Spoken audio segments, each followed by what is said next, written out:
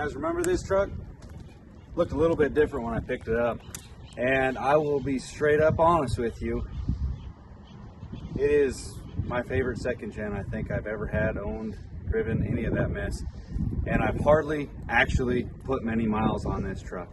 It's not done why I haven't showed it with you guys, but this story I wanted to just kind of touch point with because I've been picking up a lot of trucks lately. And I don't want you guys to think that it's just flat out luck I'm finding these trucks. You've got to be in the right place at the right time to pick up some of these deals. It's not just luck, you got to show face and actually be there. So that's where the adventure is. But before I go on that story, there's another thing I want to show you guys that I'm really excited about. Check it out. All right, guys, I got something exciting to share with you guys, and I want to say thank you for watching my videos to make this happen. We got some special cargo right here.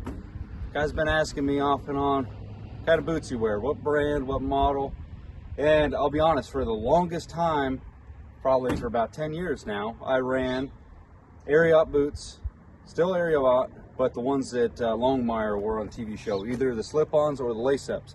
But I've been honestly really spending a lot of time in the shop lately. So this is my third pair of them, be the fourth. I switched over to these, and I always thought they were kind of, well, my grandpa used to wear boots that had the white soles like this.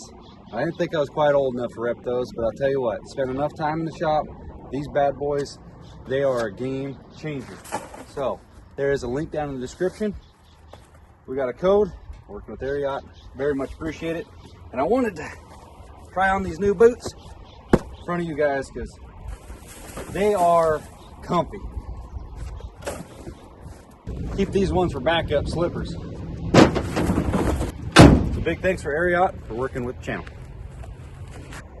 Well, now that we got updated comfortable footwear, let's get on with this video. I did put the new ones on, didn't I? They're cozy. They feel like they're broken in from the start, and that's what you really like about a set of boots. So, meat and potatoes of this video. Why has this become my favorite truck? Say, Sam, you got so many trucks. How could you single this one out? Well, first of all, when it comes down to picking one as a favorite, that's a little bit unrealistic because it's not my favorite for towing. It's not my favorite for hauling family because it doesn't fit nobody in the back seat because it's just a suicide extended door. But when I come home and look at all the other trucks, even though some of them are pushing six figures, you know, I look at this one and I go, I like that truck. It's hard to find the red ones, hard to find them sport, long bed with a 24 valve in it.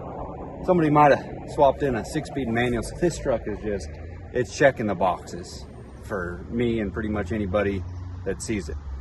I haven't driven it much because the air conditioner doesn't blow cold and it's been summertime, so kind of funny that I still consider this my favorite truck. Definitely favorite picked up one in the last couple years.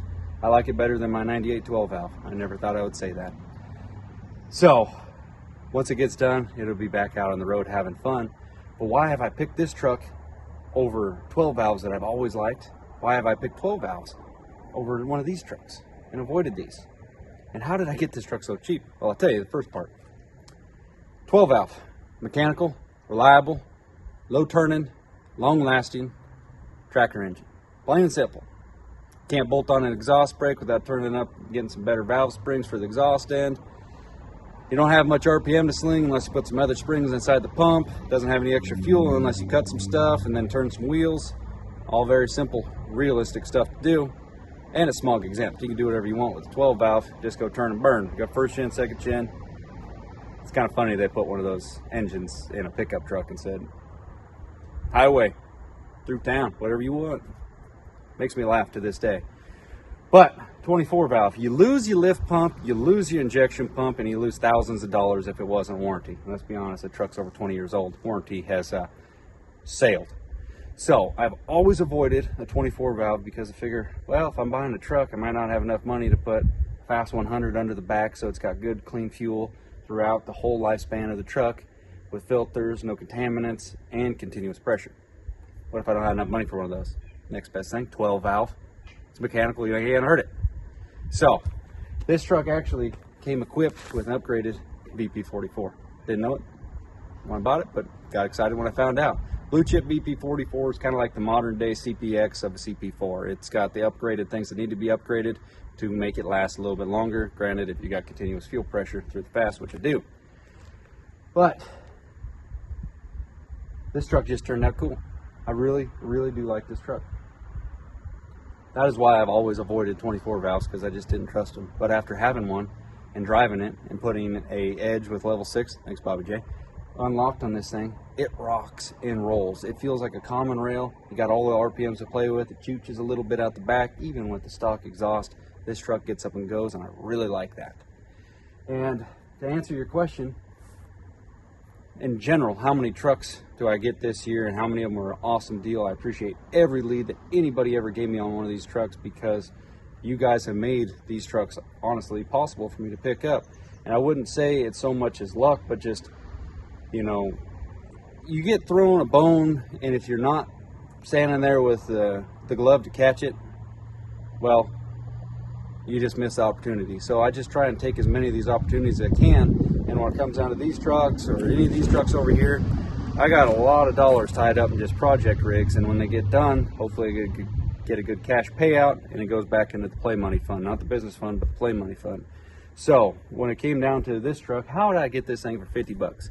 Well, the play money fund was honestly getting a little bit low because I picked up a couple rigs that still actually have them, rigs I've always wanted.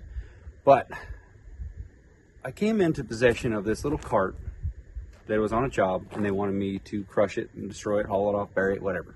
A little Cushman, 1970s meter made from good old San Francisco. Wow, I don't know if it was any good old back then, but I mean, hopefully better than it is today.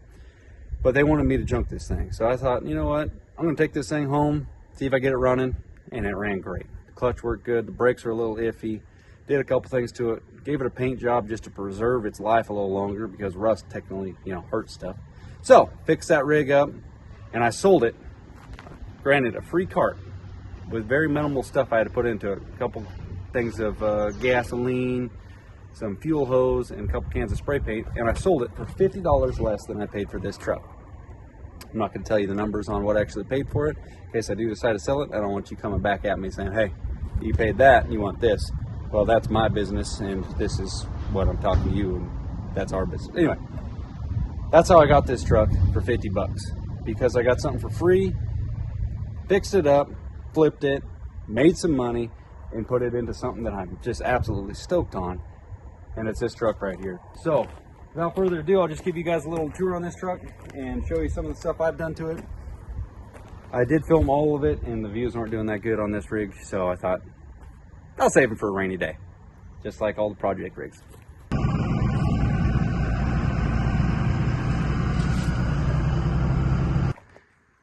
This red trucks are kind of rare anyway, but to have one that's a full sport package that's in pretty reasonably good condition, the leather seats, power on both sides, and heat.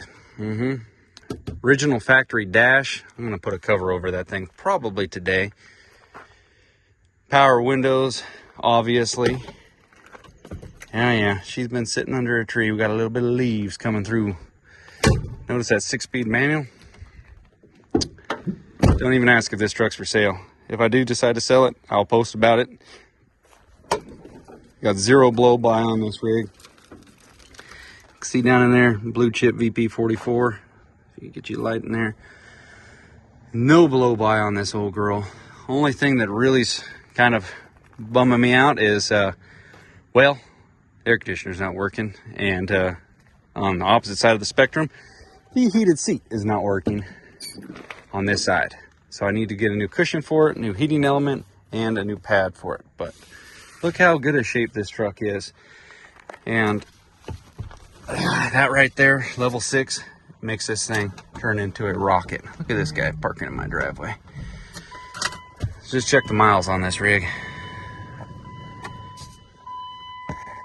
313. Factory fogs. Yep. I haven't showed this truck off in a while, so I figured I'd just show it to you guys. Let's go to the outside and take a look at her. Went ahead and tucked one of them old girls up underneath there. As far as I'm concerned, when it comes down to a late second gen 24 valve truck and a shoot probably up into a late third gen with a 6.7, put a FAS on it. That's all I got to say about that, because You need good consistent fuel going to the engine for these. Filtration, probably second, whatever. But then when it comes down to a common rail, obviously you still need the good consistent fuel, but that's kind of secondary. But you need good clean fuel with a common rail. So that's where you get both birds, one stone, good to go. Yeah. Comment below if you guys want to see the videos on this truck come back to life. I have so many other projects that have actually taken place and been finished that I've filmed in the meantime. I don't like to start turning loose with the footage unless the truck's actually done, and she's not actually done, so can't really post the footage in my mind. But I just wanted to show you guys that. But check out Fast, check out Ariat. Got links down in the description below. Thank you guys so much for watching. See you in the next one. Later.